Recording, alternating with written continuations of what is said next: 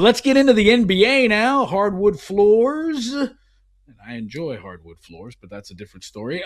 So yeah, we got a bunch of games tonight. 14 games on the slate if you're into making a little bets. And the one thing that jumped out at me, Rob, is Bulls Hawks. Now, normally you would say, why in the hell would you talk about Bulls Hawks? They scored over 300 points the last time they played on Sunday. We're going to get any points in this game? I mean, it was. I had to like double check what went down. 152-50. The Bulls beat the Hawks on Sunday. Highest scoring game in the NBA. It's Hawks laying 4.5. 252.5. Are you touching any of that? I mean, first off, you give me two teams that scored 300 and you're going to give me an over-under well south of that. Even if it's only one game, that's a trend I can get behind. That being said, and I'll ask you this, J-Rob, because I really kind of started this conversation in my head started when the NFL started announcing that we're going to be playing Christmas Day games, Christmas Eve, Christmas Day games. And I know Christmas Day has long been NBA territory, right? Like long been, it's their day, it's their focus. And for many of us, day. I'm an NFL guy, but this Christmas season, when you're kind of now at the point where everybody's off except for jackasses who volunteer to cover other people's shift. I don't know who in the world that would refer to. When it gets to the point where volunteer. I wouldn't say volunteer. Okay. When jackasses are voluntold that they're going to cover the full-time people's shifts while they get to go enjoy their holidays, does that change anything, or are these athletes so used to this, right? Like college guys are playing games over the holidays. NFL guys, they used to play in bowl season, whatever. Does that change anything about the way that you like our holiday games? And I'm not just talking about Christmas Eve, Christmas Day, but this is Tuesday before Christmas. This is the point in time where just about I'm getting on the road to travel like the minute that this show is over. When this point of year happens, does it change anything about the ways, like do guys do like we do when we know we've got a holiday coming up in a day or two and hit a case of the senioritis and just start to mail it in? Like, does that enter your thinking when you're laying down bets on days, specifically the holidays, but like maybe a day or two out from a Christmas or a Christmas Eve like games today?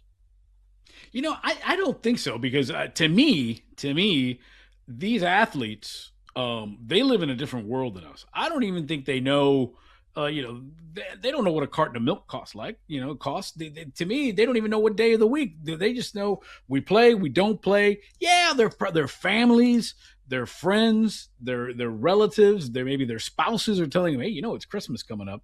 What do you mean you're not going to be home? But they know weeks and months in advance that they're not going to be playing, what they are going to be playing. I don't know. I don't know if it comes into it. I think maybe there's a lot more distraction than there usually is, because, hey, you know what? Your wife, your mom, hey, are you going to come for Christmas? Hey, the presents, hey, this, that, hey, are you going to be here to wrap presents? Are you going to be here for Christmas? So maybe there's a lot more phone calls, a lot more texts than usual. But I've always thought the game is a release from all of that, so you don't have to think about that. I would welcome that, and the paycheck's pretty damn good. That ain't bad. I will tell you, as far as Bulls Hawks go, I got a couple. Give me Zachary Richer, who, by the way, kid's kind of rounding up, right? Maybe taking a little longer than they would have liked to get him where he wants to be. But Atlanta scoring 120.4 per game. It is the fifth best. This is shocking for the Atlanta Hawks. Fifth best offense in the NBA so far. They also have the quickest pace over the last 5 games in the NBA. If that is the case, and against Chicago, I think that opens up the floor for somebody to clog the middle and make something happen. Richer is at a 10.5-point line right now.